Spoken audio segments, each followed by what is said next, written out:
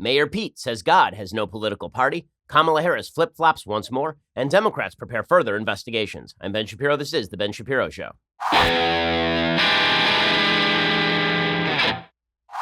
Oh, man, a lot happening in the news. We'll get to all of it in just 1 second. First, we're never going to agree on everything, but I think we can all agree that we could all use more sleep. Certainly, I agree with me on that. Getting a great night's sleep is easier and more affordable than you think. You don't need a new expensive mattress or sleeping pills. You need to change the sheets. That's why you should check out Boll & Branch. Boll & Branch is the best sheets on the market. Everything Boll & Branch makes, from bedding to blankets, is made from pure 100% organic cotton, which means they start out super soft. They get even softer over time. You buy directly from them, so you're essentially paying wholesale prices. Luxury sheets can cost up to $1,000 in the store. Boll & Branch sheets are only a couple of $100. Everyone who tries Boll & Branch sheets loves them, which is why they have thousands of 5-star reviews. Even 3 U.S. presidents sleep on Boll & Branch sheets. Shipping is free. You can try them for 30 nights. If you don't love them, send them back for a refund. But I doubt you're going to want to send them back. There is no risk, no reason to not give them a try. To get you started right now, my listeners can get $50 off your first set of sheets at bullandbranch.com. Promo code Ben. That's bullandbranch.com for $50 off your first set of sheets. Bullandbranch.com today. BOLL and branch.com. Promo code Ben. My wife and I have these sheets. We actually took all our other sheets and threw them out. Boll & Branch will ruin your other sheets for you. They are that good. Check them out right now. Bullandbranch.com. Promo code Ben. Go check them out and enjoy a better night's rest. Okay, so I want to begin today by talking about a point that was made by Pete Buttigieg, Mayor Pete, the man who is the man of the hour in Democratic media, the guy who is rising from the crowd. He is now running third in Iowa after Bernie and Biden. He is running maybe third nationally after Bernie and Biden, and he's come out of nowhere because obviously he is the mayor of South Bend, Indiana, a town that is smaller than probably my district in California in terms of population. Almost certainly my district in California in terms of population. That's pretty astonishing, and it has to do with a couple of facts. Fact number one, he's a very articulate guy. Dude knows how to speak. He knows how to handle himself. He has a very strong intellectual background. Obviously went to Harvard. He's a Rhodes Scholar, studied at Oxford University. Very smart guy. Point number two, he's gay, and that means he has intersectional credibility. He needs both of these things. If he were just a gay guy who did not have this sort of articulateness, he would not be succeeding. If he were an articulate guy who were not gay, he would be going nowhere inside a Democratic primary that values intersectionality above all else. Intersectionality, radicalism, or name recognition. Right? Those are the top three right there. Intersectionality, Pete Buttigieg. Radicalism, Bernie Sanders. Or name recognition, Joe Biden. Well, Buttigieg is gaining an enormous amount of credibility in the media, too, because members of the media have long been seeking a spokesperson for their bizarre views on religion. Their bizarre view of religion is this. You can call yourself a Christian or a Jew, and you can pick and choose which views you want to abide by in the Bible. You can call yourself biblically literate. You can call yourself a Bible believer. You can call yourself biblically adherent while ignoring vast swaths of the Bible in favor of your preferred leftist politics. This is something that happens widely in the Jewish community. It's also happening increasingly in the Christian community. Now, let me make this clear. I do not believe that religion ought to be discussed as a matter of politics. I don't. Whenever I make a political argument, I don't cite God to back my political argument, nor do I cite the Bible to back my political arguments. Why? Because it's not effective. It's not effective. It's not useful. Many people do not share that frame. I'm arguing based on authority if I do that, and that authority is not held by everyone. So a proper response to what I'm about to say is God doesn't exist or I'm an atheist. That's fine. That doesn't matter. You and I can have a political conversation without invoking God. In fact, as I say, I prefer those sorts of conversations because I think that those are the ones public policy should generally be based on. Every single public policy should have a secular rationale to support it. I say this as a religious person. I do not believe that invoking the Bible is any sort of argument for a public policy decision. I don't. So, put that to one side. There are a group of people on the left who really, really, really want to be able to reach out to religious people by telling those religious people they've gotten their interpretation of text wrong for the last several thousand years. And those people are not truly religious. Truly religious people would be secular leftists. Truly religious people would be people who say that they believe in the Bible, but then read out broad swaths of the Bible. And Mayor Pete is the man for them. Mayor Pete is the guy who is the youth pastor from Sunday school at an Episcopalian church who will tell you all about how much pizza and guitar are great and how much God loves you. And also we have no standards for behavior here. Everyone is welcomed. Everyone is loved. And sin is not really a thing that you should worry about. You should really just find yourself. Now, that is not a true biblically based perspective. The Bible says things. I think we can all agree. The Bible says things. Okay. And those things that the Bible says are supposed to be taken seriously. So again, I'm not speaking to people who believe in a generic version of God, not speaking through the Bible. Buttigieg proclaims that he is a Christian. That means that purportedly he takes the Bible seriously, both the Old and the New Testaments. This is one of the requirements for being a Christian.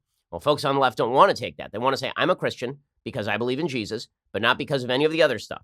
All of the other stuff is uncomfortable. All of the other stuff makes me feel weird. All of the other stuff has moral standards attached to it. And this is why Mayor Pete has become their guy, because Mayor Pete will go out there and say, I am also a Christian. I'm a deeply believing Christian. And also, I don't abide by any of the traditional categories of sin, not on traditional sexual mores, not on mores, certainly not on abortion, not on the traditional definition of gender, which also happens to be the biological definition of gender. Mayor Pete basically says, yes on Jesus, no on everything else. And this is something that the media love. The media are very into it. They would like to see religion moved in this direction. Now, religion has been moving in this direction in the United States, and that is why you have been seeing adherents to the church running, screaming away from the church. This is why you have been seeing the increase in secularism and atheism, because the only dividing line between seculars and atheists and the sort of religion that Mayor Pete is promoting here is belief in God. Because the principles are exactly the same. It's just, do you want God or do you not want God? If you don't want God, then you say, well, I'm tough-minded and I don't want God and I don't think God is necessary. I think that he is the thesis that is unnecessary, the unnecessary thesis in the language of Laplace. And so I'm an atheist or I'm a secularist. And if you believe in God, you say, well, I want a spiritual life. I believe there's something beyond, so I believe in God. But this God doesn't mean that I have to do anything. Or if I do have to do something, it's only the more soft, emotionally driven commandments. Right? Anything that demands anything of me, no. Anything that says, be a more humble human being in concert with the universe, all of that kind of stuff, the sort of stuff that you could get from a Marianne Williamson lecture, that sort of stuff we will find in the Bible. So the reason that I bring this up is because there is an active attempt by members of the media to promote Mayor Pete's version of religion as the true version of religion, and Mike Pence's version of religion, or the traditional view of religion, or biblical scholars' view of religion, as a sort of intolerant sham. There's a dark underbelly to this attempt.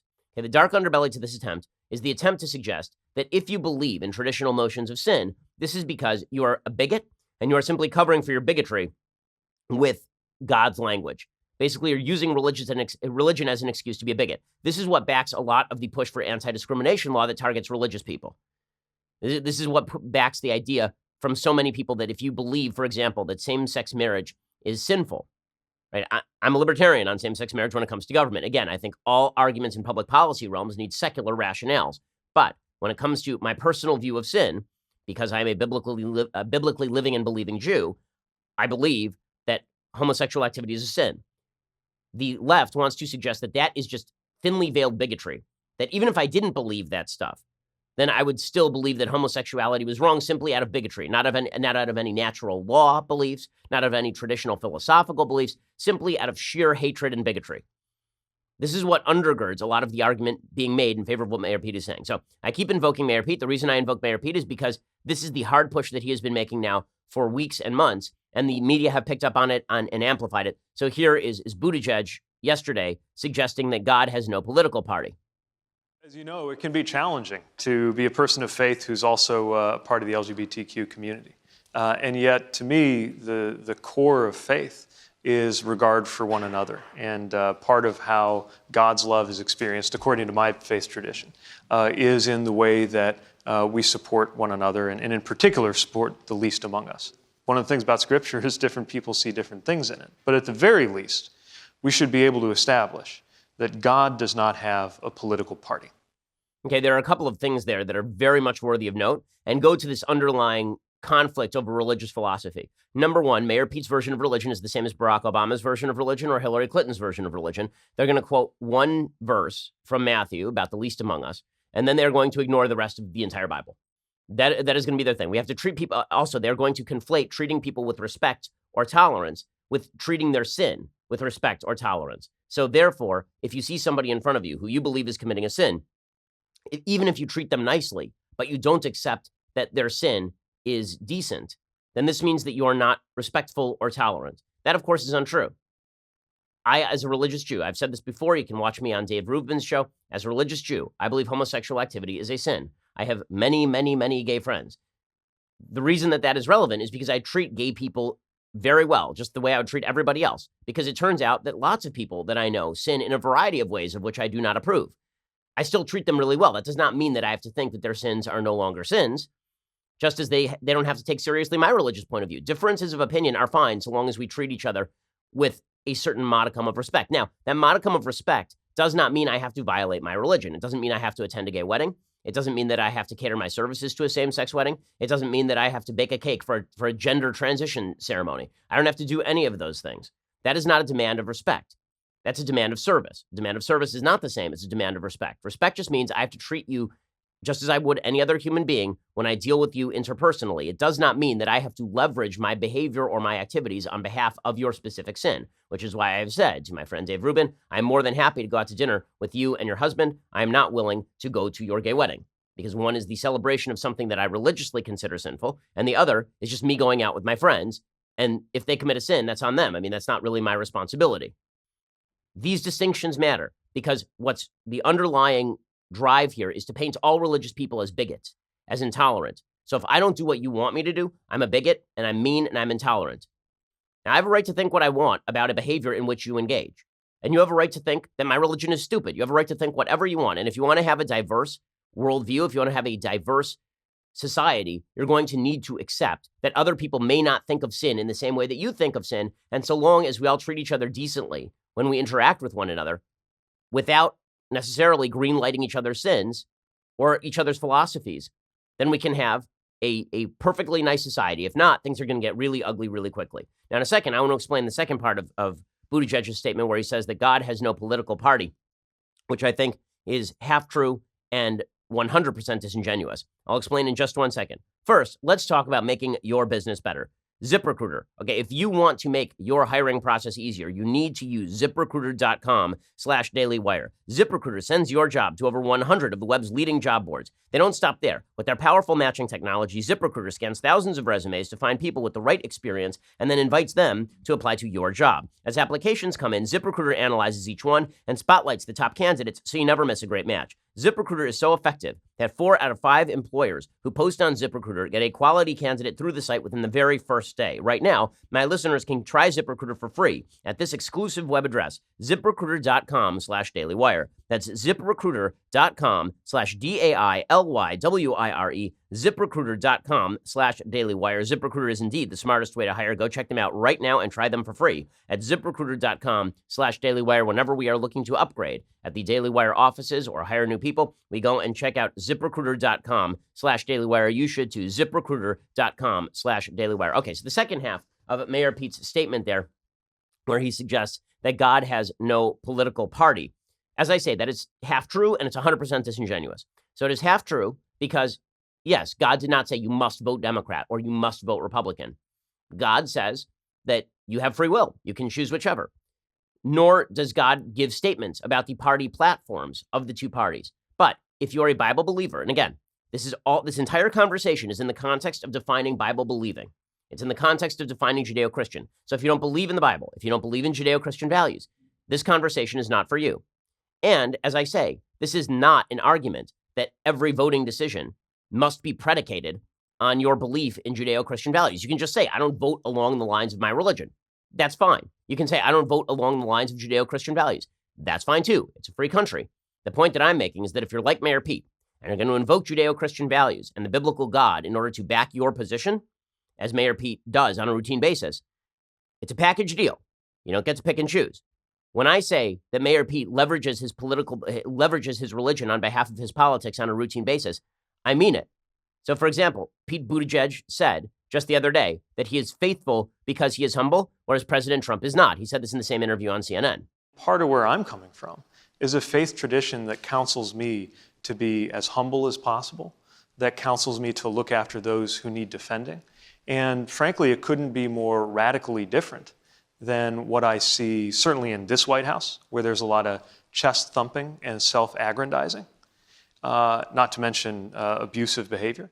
So President Trump obviously does not believe in God, whereas Pete Buttigieg believes in God. That's according to Pete Buttigieg. He's the one making the religious arguments right now. So since Buttigieg is going to make religious arguments, I'm going to make religious counter-arguments. When he says that he is humble, there's nothing less humble than I can imagine, as a religious person, than going in and willy-nilly rewriting 3,000 years of biblical history. That seems pretty non-humble to me. And as you'll see, Pete Buttigieg does this on a routine basis. So I'm not a big believer that Donald Trump is a religious man in any traditional sense. I don't think that he believes in traditional definitions of sin either, or if he does, I don't think that he abides by them. He's a sinner in the way that everybody else is a sinner, maybe more so. But for Buttigieg to stand there and say, I am a humble servant, whereas Donald Trump is an arrogant man. Okay, he may be more humble than Trump. In some ways, he is not more humble in the sense that Donald Trump is not the one coming forward and saying, oh yeah, these millions of believers who have believed this stuff for the last 3,000 years, and it's written in the text, I'm just going to override all of that because that's how I feel about things. That seems pretty arrogant to me. I'll show you evidence of this arrogance in just one second. So, evidence of Pete Buttigieg's arrogance, number one. Pete Buttigieg is in favor of late-term abortion. Now, you can argue God has no political party, because God doesn't say in the Bible, vote Republican or vote Democrat, but God does have principles in the Bible. God is not silent on issues of morality in the Bible. The Bible is a long, morally based document. It establishes a system of ethics and morality. God has things to say about issues that affect us now. Religious values do have implications for politics. So, for example, if you are a religious believer, you cannot read the Bible and come away with it's okay to abort a baby at any point during the term. There's just no way you can do that. There's no way you can do that. Whether you are reading Psalms or whether you're reading the Old Testament or whether you're reading the New Testament, there is just nothing in there. There is nothing in there that suggests that you can abort a fully grown baby inside the womb. Nothing. Okay, there is nothing in the Old or New Testament that suggests that homosexual activity is not sinful, for example. Now, again, you don't have to agree with any of this. That's fine. That's your prerogative. And this doesn't have to have implications for public policy. But what you cannot do is claim that a religious perspective says X because I want it to say X. And you cannot claim, if you claim to believe in the Judeo-Christian tradition, that God is silent on these issues because God is not silent on these issues. By the way, you can believe that something is a sin without government having to legislate it. I'm a libertarian. I believe that people are basically allowed to sin so long as they are not harming anyone else, which is why I was libertarian on same-sex marriage before Obergefell, and why I have been in favor of legislation barring abortion since forever, because one harms a human and another is a consensual relationship. There's a difference in terms of secular public policy. I never make a religious argument on this sort of stuff. But from a religious perspective, God is not silent on either of these issues. God is not silent on the issue of, for example, the differences between the sexes. Male and female, he created them. Right? God is not silent on this if you're a Bible believer. God is not silent on the idea of government fixing all of your problems. God does not believe that government ought to fix all of your problems. God believes that God is God, not government as God. God certainly doesn't believe in anti-religious discrimination, which is something the Democratic Party seems very much in favor of these days. So if you're going to match up God's priorities with party priorities, that's something that every religious person is going to have to do. So when Buttigieg says God has no political party, that's his easy sloganeering way of ignoring the fact that if you're a religious person, you have to match up your values with a party that matches your values. Right? God doesn't have a political party, but God does have values, and you as a human being are going to have to decide which of these two parties mirrors those values better. Right? That's perfectly logical. And as I tweeted out yesterday, I agree. God doesn't have a political party. And maybe you believe that God is more concerned about tax rates, progressive tax rates, than he is about abortion. I'd have to see the evidence for that. But if you believe that, make that argument. But I can tell you this, there is no evidence that God would support a party that supports infanticide, late-term abortion, same-sex marriage, and more than same-sex marriage, the use of same-sex marriage to cram down against religious institutions practices that violate their specific beliefs, anti-discrimination laws that target religious people. There's no evidence that they would back that God would be super in favor of the abolition of sex, of biological sex. And so God does have perspectives. I know there are a lot of people out there who are like, why are you talking about God? Because Buttigieg is talking about God. On this program, go back, listen to the entire history of the program. The number of times I've mentioned God on this program in a religious context, in a truly religious context, probably it's less than the number of fingers on my hands in the course of the 4-year history of this program. But I'm mentioning it now because Buttigieg is trying to make a move that I think is actually philosophically dangerous. So here's an example. So Buttigieg says God has no political party, and then he's asked, okay, fine. So what does God say about abortion? Listen to him stumble over this. Your candidacy now officially has also piqued the interest of religious conservatives. They talk about the sanctity of life, and they can't get past your support of late-term abortion. What do you say to them? To me, it's a very complex issue that should be guided by a very simple principle, which is that having these things dictated by government does not make that decision any easier. In some ways, some of these questions they're religious or metaphysical, however you want to put them. They're not things that are knowable in a traditional sense. But to people who would criticize that, they say actually it is a pretty easy answer. These are the women facing some of the most unbelievably excruciating decisions. And so, okay, this is why easy. Buttigieg is being arrogant, and this is why he's being a liar. He's being a liar when it comes to religion. If he wants to say, I disagree with the traditional religion on abortion, that's fine. But you can't say that someone says something that they do not. That's unfair and it's wrong, whether you're quoting the Bible or whether you're quoting another person. To quote somebody and say, this is what they are saying, when that is not what they are saying, is silly. When Buttigieg suggests that he has a religious set of values, and then he's asked directly about abortion, and he immediately reverts to narrow, pro-choice America language, he at least has to acknowledge the conflict. As I say before, it is not a sign of humility. In fact, Dennis Prager, who's a religious scholar, he has an entire series coming out with commentaries on the Bible. His interpretation of the commandment in the Bible that thou shalt not bear false witness, or that thou shalt not use God's name in vain. That particular commandment, thou shalt not use God's name in vain. Dennis's interpretation, I think this is largely backed by the text, and I think that ideologically is correct, is that using God's name in vain is not about you shouting, gee, damn it, right? It's not about you using God's name in the middle of a curse or something, just saying God bleep. That's not what taking God's name in vain means. Dennis says, and I think this is correct, that taking God's name in vain is quoting in the name of God the reverse of what God says. So saying that God says X when in reality God says not X is a sign of deep intellectual arrogance, not a sign of humility. So does God have a political party? No. Does God have principles? Yes. Do you have to decide how those principles apply to modern day politics? Absolutely, if this is something you care about. And if you don't care about it, good for you. That's fine. You don't have to. But Pete Buttigieg keeps suggesting that he is speaking from a religiously based perspective. Okay, well then he's going to have to explain how that meshes with the Bible itself. This is his standard, not mine. I don't have to explain how my perspectives match up with the Bible because I don't say that my secular standards match up with the Bible. He has a very easy answer on all of this stuff, by the way. And his very easy answer is, yes, I'm a religious person, but I don't believe that religion ought to have any impact on public policy. It's very easy for him to say that. He won't say that because he is attempting to twist the very nature of what religious practice is to fit his definition of politics, so he can appeal, presumably, to people who believe that religion and politics are deeply intertwined. It's a clever move, but it's not an honest move. Okay, in a second, we're going to talk about the other 2020 Democratic candidates because this race is heating up. First, let's talk about Dollar Shave Club. I love that Dollar Shave Club has everything I need to look, feel, and smell my best. What I love even more is the fact that I never have to go to a store. That's because first, DSC delivers everything I need directly to my door. And second, they keep me fully stocked on what I use so I don't run out. Here's how it works. Dollar Shave Club has everything you need to get ready, no matter what you're getting ready for. They've got you covered head to toe. Hair, skin, face, you name it, they've got it. And they have this new program where they automatically keep you stocked up on the products you use. You determine what you want when you want it. It shows up right at your door from once a month to once every 6 months. That's what I do for their Amber Lavender Body Cleanser. It is delightful. Plus, with their handsome discount, the more you buy, the more you save. And right now, they've got a bunch of starter sets you can try for just $5, like their oral care kit. After that, the restock box ships regular sized products at regular price. So, what exactly are you waiting for? Get your starter set for just $5 right now at dollarshaveclub.com/Ben. That is dollarshaveclub.com/Ben. Go check them out right now. dollarshaveclub.com/Ben. When you use that /Ben, you can get that starter set for just $5. And then the restock box ships regular sized products at regular price. Go get the special deal right now at dollarshaveclub.com/Ben.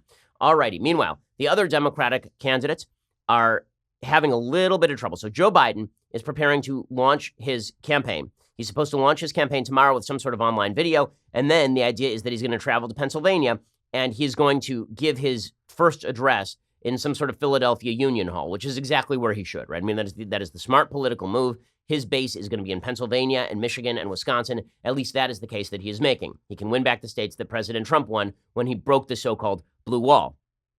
Well, Biden is set to announce on Thursday with an online video, according to people familiar with the plans. They are reporting it to CNN. The former VP's team has been laying the campaign groundwork for months, with Biden's decision growing less secretive or suspenseful by the day. But now that he has given the green light to his advisor, says CNN, Biden is facing one of the biggest challenges of his half-century career in politics.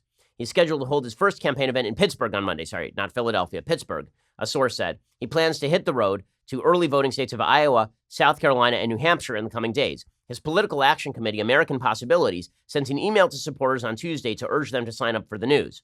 We'll cut to the chase, the message said. There's been a lot of chatter about what Joe Biden plans to do. As one of Joe's top supporters, we want you to be the first to know. He's jumping into a race already in progress, likely becoming the 20th Democrat to declare candidacy. He's closely watched the campaign from the sidelines, aides say, following the policy debates and the introduction of rising stars less than half his age. This will mark his third run for the White House. Everything is different this time because this time he was vice president for Barack Obama, although he ran in 88 and 2008 and was a giant fail. Now, everyone is sort of forgetting that Joe Biden is a terrible campaigner. Everybody seems to be forgetting the fact that he is good as a VP campaigner because he's not the guy at the top of the ticket. People weren't voting for Joe Biden in 2008 or 2012. They were voting for Barack Obama. If they'd been voting for Joe Biden, it doesn't go quite the same way. People only like Joe Biden when he is talking about other people. When Joe Biden talks about himself, he is far less popular, which is why he was a fail in 1988 and had to drop out over a plagiarism scandal. And then in 2008, he botched it within the very beginning of the run by suggesting that Barack Obama was the first, quote, clean and articulate black man ever to run for president of the United States. Joe Biden is a gaffe machine. People forget this. The more he is on the stump, the more he will gaffe. The more he gaffes, the more there will be people like Pete Buttigieg waiting in the wings to stab him in the back. Joe Biden also has made a strategic mistake here. He waited too long to get in because there is a lingering question whether he can fundraise, particularly in small dollars. There are a lot of Democratic bigwigs who want to get behind him, but how many of the truly motivated base players are ready to hand their $5 or $10 to him? Bernie Sanders has tons of those people. How many of those people are going to turn to Joe Biden? I wonder. There are 20 candidates in this race. Everybody has their own particular favorite. The polls are split 1,000 different ways, and that means that Joe Biden is going to have to suck up an inordinate number of dollars to truly do damage, at least from the grassroots. I'm not sure he does that. As I say, I think that the best day for Joe Biden may be his first day. Now, he is getting some help, apparently, from the University of Delaware. According to Brent Scher over at the Free Beacon, the University of Delaware Library is in possession of nearly 2,000 boxes of archival records covering Joe Biden's 36 years as a senator, but has not committed to releasing them before the presidential election. I mean, this is insane. You have thousands of pages at the University of Delaware, which I believe is a state school, and they're not going to release it before the election? What is this nonsense? The same people who are fighting mad that Donald Trump has never released his tax returns are now saying that they want to cover up thousands of pages of Joe Biden's Senate records. Those things should be a matter of public record. I mean, he does have a library. The records were donated by Biden to his alma mater during his first term as vice president in 2011. Biden stipulated when he donated the papers, the release could come no sooner than 2 years after Biden retires from any public office, according to the library. Well, Biden left office January 20th, 2017, but now the library says that they have made a new agreement with Joe Biden to keep the archive closed until at least the end of the year. Why would they make that new agreement exactly? Why would they do that? I mean, they don't have to. The agreement's already over. And this sets a pretty bad precedent, which is you turn your papers over and then you just don't do, and then you dictate that they can never become public. So then what was the purpose of you turning them over?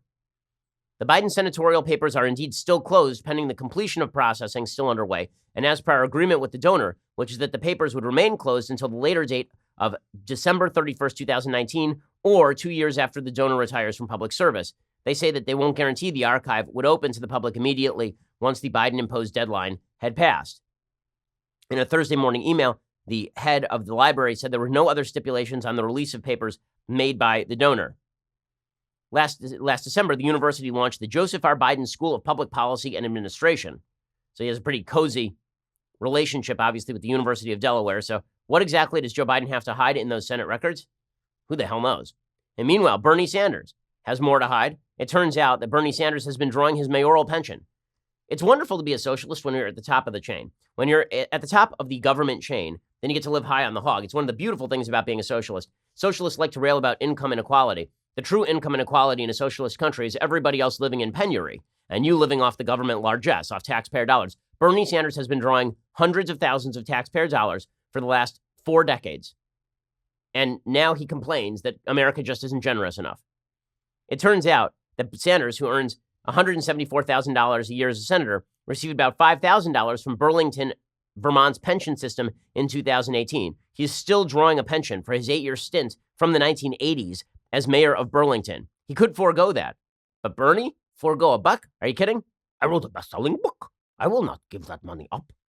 His total income with his wife last year, or in 2018, was $561,000. That was down from the more than $1 million they earned in the prior 2 years, largely as a result of his book about running for president in 2016. The practice is not illegal. It's not unknown in Congress either. There are a bunch of people in Congress who double dip, but it doesn't look great. It doesn't look great. In fact, former Obama administration official Ro Khanna, conducting a challenge to incumbent Representative Mike Honda of California, blasted his fellow Democrat Honda for double dipping. Well, Ro Khanna is now part of Sanders' second bid for the White House. He's one of 4 national co-chairs of Sanders' campaign. So I guess his perspective on double dipping has gone completely by the wayside. David Sirota told CNBC, quote, like other past Burlington mayors, Senator Sanders receives a municipal pension for his service as mayor of Burlington. Wonderful that the people of Burlington can continue to pay Bernie Sanders, who's raking in millions of dollars. They're $5,000 a year because he once served as mayor back when I was in diapers. So that's pretty exciting stuff. In a second, we'll get to some of the other Democratic candidates. Kamala Harris having a rough go of it. Basically, every time Kamala Harris says anything, she has to backtrack it within 24 hours. It's actually a rule of her campaign. We'll get to that in just 1 second. First, remember when the left called the Green New Deal bold? How about their bold defense of anti-Semitism in the House? How about their definition of bold is just wrong?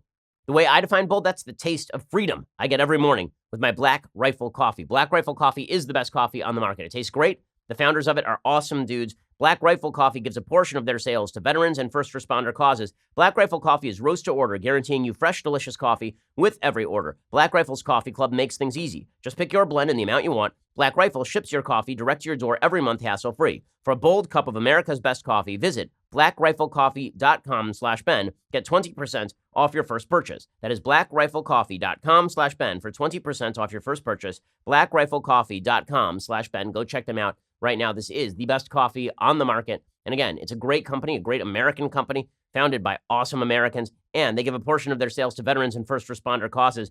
You got nothing to lose. It is awesome. Go check them out right now at blackriflecoffee.com/Ben. Get 20% off your first purchase when you do. blackriflecoffee.com. Roast to order, fresh, delicious coffee with every order. blackriflecoffee.com/Ben. Okay, so we have a lot more to get to on today's show, but you're going to have to subscribe. dailywire.com, $9.99 a month. Get you the rest of the show. 2 additional hours of the show every afternoon. Now, this week, I'm off from my radio show because of Passover. I've decided to take a little bit of relaxation time with the family, but you can still get 2 additional hours of other hosts. I think it's Jason Rantz today, or Jeremy Boring hosted it yesterday. I'll have to find out for you. In any case, next week we'll be back with the 2 additional hours every afternoon. You get to be part of our mailbag. You get all sorts of wonderful goodies. And when you subscribe annually, you get this, the very greatest in beverage vessels, the leftist tears, hot or cold tumbler. Cast your eyes upon it and despair that you have it not. But you could have it if you got the annual subscription. So what exactly are you waiting for? It gives you strength of mind, peace of soul. None of those guaranteed. Go check it out right now. Leftist Tears Hot or Cold Tumbler for $99 a year. Makes julienne fries, all sorts of wonderful things. So also subscribe at YouTube and iTunes. Make sure that you leave us a review. We always appreciate it. By the way, we were, according to statistics, the second most downloaded news podcast in America for the entire last month, following only the New York Times as the Daily. So help us there. Go check us out, YouTube and iTunes. We always appreciate it. We are the largest, fastest growing conservative podcast and radio show in the United States.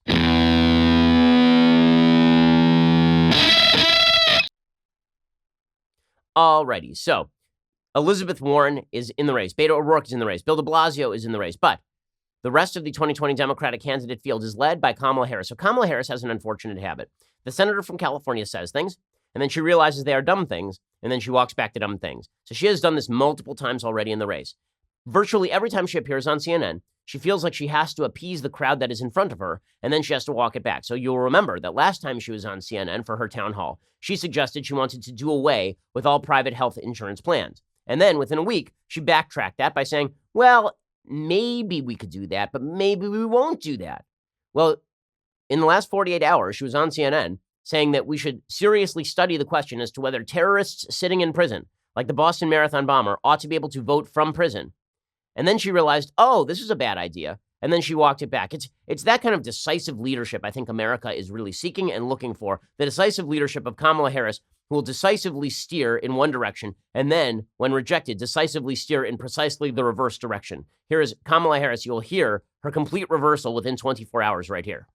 I agree that the right to vote is one of the very important components of citizenship. But people who are convicted in prison, like the Boston Marathon bomber, on death row, people who are convicted of sexual assault, they should be able to vote? I think we should have that conversation. Do I think that people who commit murder, people who are terrorists, should be deprived of their rights? Yeah, I do. Oh, well, that's different, isn't it? I mean, wow. What could have happened to change her mind within such a short period of time?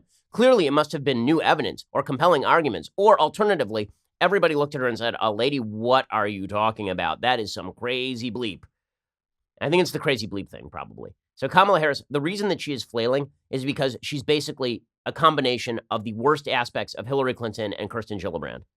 Yes, I understand. She's super intersectional. Woo! But aside from her being super intersectional, she's got nothing. She's as charmless as Hillary Clinton. She laughs just as weirdly and awkwardly every time she's caught in a lie. And she flips positions like Kirsten Gillibrand at a Twister party. It's amazing. It's amazing. So I think that Kamala Harris is, the reason Pete Buttigieg is gaining is because, listen, this is a wide open race. Any Democrat could have grabbed the mantle here. None of them have. I think even Pete Buttigieg is going to start receding. The reason I think Buttigieg will start receding is because I think his record will come under fire. And also because the part about Buttigieg that is attractive is the fact that he pretends to be a moderate when he is not. As he moves away from moderation, and he will be forced to by the other Democratic candidates, I think that he will become less popular over time. Meanwhile, Elizabeth Warren is getting owned by the Washington Post editorial board. So she came out with another one of her audacious, bold, incredible plans. Audacious and bold are media synonyms for incredibly stupid. She came out with her plan earlier this week to forgive all student loan debt, which makes perfect sense because we want to make sure that all the middle income and middle upper income and rich people in the country who incurred student loan debt, people like Pete Buttigieg, who admitted yesterday that he had $100,000 in student loan debt. By the way, I think a basic rule of thumb, you shouldn't be elected president if you still have student loan debt. It seems to me that a very basic function of you being a responsible adult is you paid off your student loan debt. But put that aside, Elizabeth Warren suggested that all the upper income people who went to college should have their student loan debt removed from them, which doesn't make any sense. Also, it punishes people who actually spent the money to pay off the student loan debt.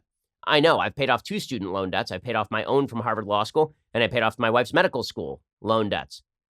Okay, so I'm very well aware of student loan debt and how much it costs and how you have to pay for it. But those were choices we make to incur debt, and then we paid off the debt like responsible humans. Even the Washington Post is looking at Elizabeth Warren and going, lady, you're too radical for us. When you're too radical for the Washington Post editorial board, you may have lost the thread of the plot.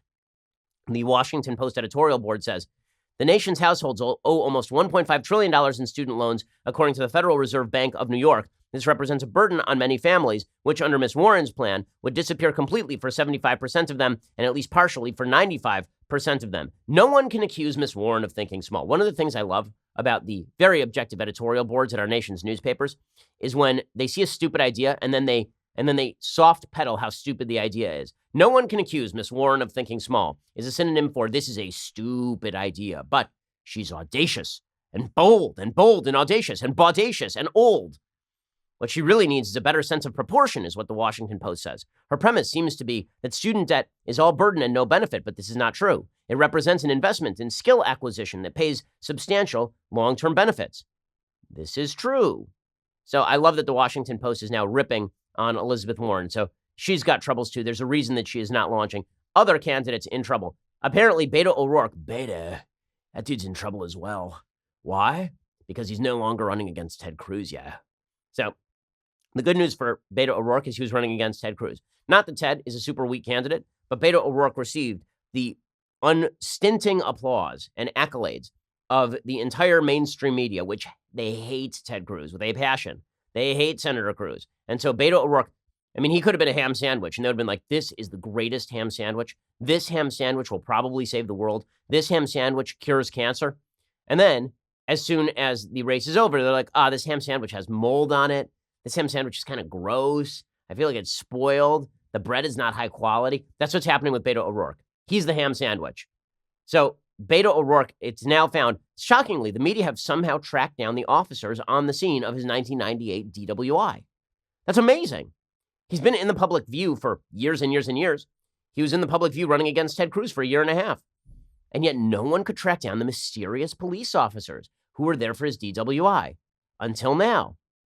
The former police officer who arrested Beto O'Rourke for driving drunk in 1998, along with the sergeant who signed the incident report, both say they believe now what they reported at the time. O'Rourke tried to leave the scene of the wreck he caused. O'Rourke admits he was intoxicated, says there is no justification for his actions, but he has denied that he tried to flee.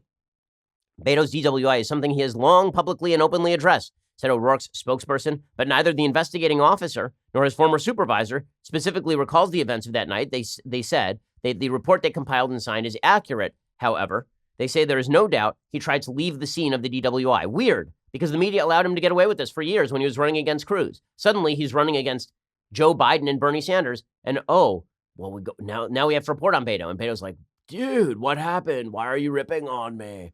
I'm just ripping this bong. Why are you ripping on me? And the answer is he's no longer running against Ted Cruz. Okay, we'll get to a couple of other Democratic candidates, and then we'll get to the Democratic members of Congress seeking new subpoenas and all the rest. So, other Democratic candidates for president. So he has not declared yet, nor should he. But Bill de Blasio continues to be just world's stupidest human. One of the things that I love about New Yorkers is that they truly believe they are the smartest people on planet Earth. They really do. I mean, they believe their city is the greatest. New York City is amazing. They believe they are the smartest people on planet Earth. Some New Yorkers are smart, but you guys elected Bill de Blasio. That was you. I didn't do it. Okay, so don't tell me how smart you are. I don't claim that Los Angelinos are smart. We elected Antonio Villaraigosa to be our mayor, and then we followed that genius move up with Eric Garcetti. I'm not pretending that my city is full of geniuses, but New Yorkers seem to have this perspective that their city is completely full of people with 150 IQs. Your mayor is this doofus, Bill de Blasio, who announced over the last 48 hours that he doesn't want any more buildings made of steel and glass in the city of New York. What are they made of? Hemp? Groundhog corpses? What exactly? Here's Bill de Blasio. We are going to introduce legislation to ban the glass and steel skyscrapers that have contributed so much to global warming. They have no place in our city or in our earth anymore. If a company wants to build a big skyscraper, they can use a lot of glass if they do all the other things needed to reduce the emissions. But putting up monuments to themselves that harmed our earth and threatened our future, that will no longer be allowed in New York City. Yeah, let's tear down the city. Woo! Every major structure in New York City is made of two things, steel and glass. So where do you want to start? The Empire State Building, or should we head over to the Chrysler Building? Where should we start with this thing? Steel and glass. My goodness.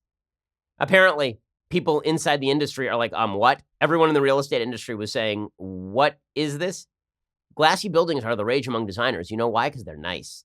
Because when you sit inside a giant glass building, you get to look out over the world, and it's really pretty. You know what's not nice? Giant gulag-style East Germany cement blocks. Those were all the rage in the 1970s, and they were ooglai. They were seriously ooglai. De Blasio said, we certainly felt the opposition at the real estate lobby in these last months, but to the credit of everyone there, we said we don't care how much opposition there is. So good luck with this. All he wants to do is make New York City uglier. Uglier. Okay, nice. Nice, Bill de Blasio.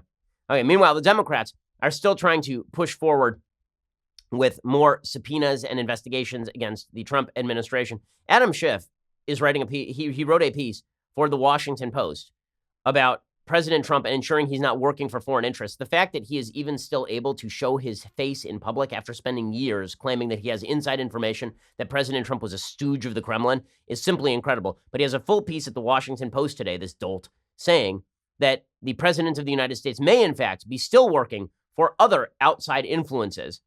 He says that the counterintelligence investigations showed that the president was deceiving people about Trump Tower Moscow, which means he was really in the pay of the Russians and all this, as many Americans have expressed deep concerns that foreign powers, especially Russia, cultivated or possessed financial leverage or influence over President Trump or his associates.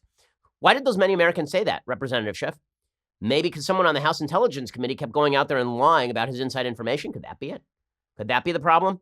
But the Democrats are using this as the jumping off point to try and push for more information from President Trump. They want more subpoenas. They want his tax returns. Now, their claim to get his tax returns is actually fairly strong, just legally speaking.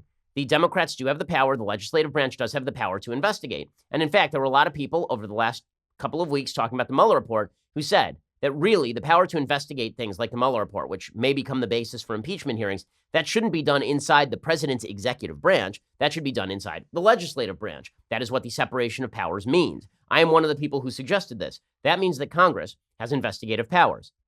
Now, the law may be too broad. There's a law right now that allows the House to request tax returns from any private citizen, which I believe is too broad. I think that violates privacy concerns. I think it's a bad law, and it should be changed. And maybe it violates the Fourth Amendment to the Constitution about unreasonable search and seizure. But the law is on the books right now. Democrats do have that law at their disposal. President Trump is trying to claim executive privilege on a vast variety of materials now. Now, that is nothing new. Barack Obama tried to claim executive privilege to shield his Attorney General Eric Holder on questions about Fast and Furious. That was overruled by a court. I have a feeling the same thing is in order for President Trump. Representative Elijah Cummings, the chairman of the House Oversight Committee, said that the White House has adopted the untenable position that it can ignore requests from the Democratic majority in the House. Cummings said in a statement, "It appears the president believes the Constitution does not apply to his White House, that he may order officials at will to violate their legal obligations, that he may obstruct attempts by Congress to conduct oversight." Cummings was specifically referring to Carl Klein, a former White House personnel security director who was subpoenaed by Democrats. He was supposed to be deposed about granting security clearance to Jared Kushner, for example. Trump has told the Washington Post, "I don't want people testifying to a party because that is what they are doing when they do this." Meanwhile, the administration on Tuesday defied a demand from the Ways and Means Committee to turn over 6 years of President Trump's tax returns by the close of business. Now, can he actually do this? Probably not. And the legal record here is pretty clear. There is a case called Eastland versus United States Servicemen's Fund, a Supreme Court case, that found that Congress can subpoena private parties under exactly this sort of law. So I don't think the president's delay tactics are going to work here. They also plan to fight the House subpoena of former White House counsel Don McGahn. That's because Don McGahn is in the Mueller report. And in the Mueller report, it says that Don McGahn was ordered by the president of the United States to lie about certain things. He refused to lie about those things. And then that was sort of the end of the story. That was used as the basis for a quasi-obstruction accusation. So the Congress wants to hear direct from McGahn. Trump is going to claim executive privilege. There are a couple different kinds of executive privilege. The first kind of executive privilege is the right of the president to prevent the Congress from overseeing certain national security needs. So Congress doesn't have a right to oversee the president on matters of national security, and also protecting the privacy of White House deliberations, because what you don't want is it made public every time the president has a conversation that has public impact. That probably does not apply when you are talking about the president ordering his aides to lie or do bad things or commit a crime or defend him personally. That stuff probably does not apply. So I think that executive privilege claim is probably going to come up short. Okay, time for some things I like and then some things that I hate. So things that I like today. Now, this is not exactly a thing that I like, but it's a thing that is worthy of note, and we should be taking note. And I hope that the Trump administration will formally recognize the Armenian Genocide. Today is Armenian Genocide Day. April 24th every year is the date upon which we mark the Armenian Genocide. The American government has not done it. Many Western governments have not done it, specifically because they don't want to tick off the Turks. The Turkish government has long claimed that the Armenian Genocide is a myth. That is not true. The Turkish government has also suggested repercussions for anyone who says that the Armenian Genocide took place. The repercussions, honestly, the West should say, screw you, it happened, because it did. On this date in 1915, hundreds of Armenian intellectuals, Christians for the most part, were forcibly deported from the Turkish capital of Constantinople. The number soon escalated into the thousands. Most of these people were eventually murdered. That kicked off the Armenian Genocide, which was the persecution of Christian Armenians by the Young Turks, who were Muslim. They wanted to cleanse the country of the troublesome non-co-religionists in preparation for the new Turkey in the aftermath of the collapse of the Ottoman Empire, and supposedly in order to ensure against the possibility of the Armenians siding against the Central Powers in World War I. By the time the genocide was over, it lasted from 1915 all the way to 1923. Hundreds of thousands of Armenians had been killed. Top-range estimates put that number at 1.5 million. There were massive atrocities, including forced death marches, placing women and children allegedly aboard ships and then deliberately sinking them.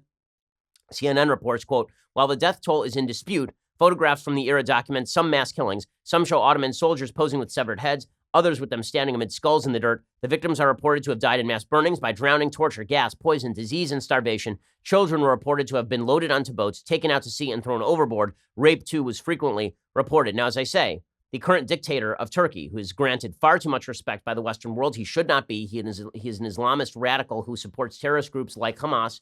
He is also a deeply threatening figure in places like Syria, as well as to the Kurds.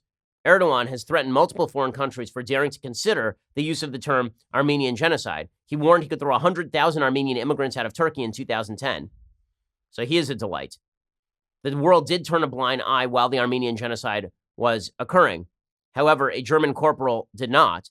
In 1939, he was already dictator of Germany. He told Nazi officers in 1939 to kill without mercy in Poland, adding, allegedly, according to contemporaneous records, quote, "Who, after all, speaks today of the annihilation of the Armenians?" I mean, go ahead and kill whoever you have to kill because no one cares. Rabbi Shmuley Boteach has said, Hitler's confidants learned from Turkey's genocidal playbook.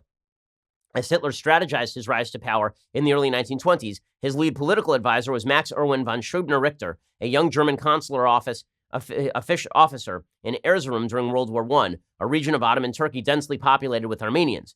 Turkey's ethnic cleansing in World War I was well known and admired by Nazi ideologues. In 1923, a journalist named Hans Trubst wrote in the Nazi newspaper Heimatland, "These bloodsuckers and parasites, Greeks and Armenians, had been eradicated by the Turks."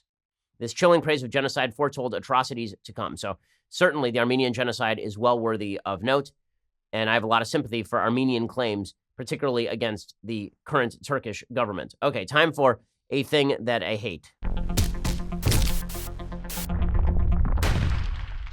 So baby boomers may have ruined America. Baby boomers spent all the money, and then they whined about it, and then they taught their children very little in the way of values. And it appears that their children, my generation, millennials, have picked up on a lot of the self-centeredness of the baby boomers, unfortunately.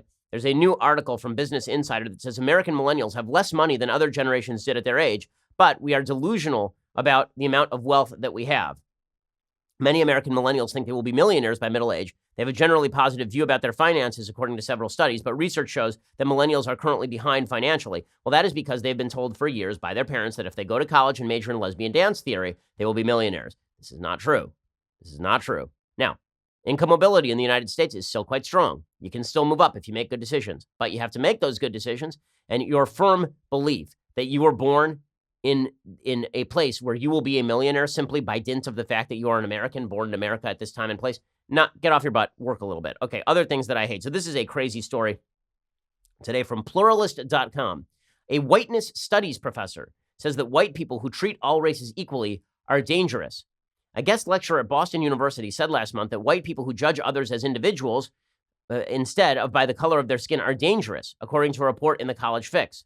The lecture was entitled, "What Does It Mean to Be White?" It was given by a University of Washington professor named Robin DiAngelo, a white woman, who presumably should have given up her slot to a woman of minority descent if she really wants to make these points and stop her white privilege from applying. DiAngelo specializes in whiteness studies. Whiteness studies. Great.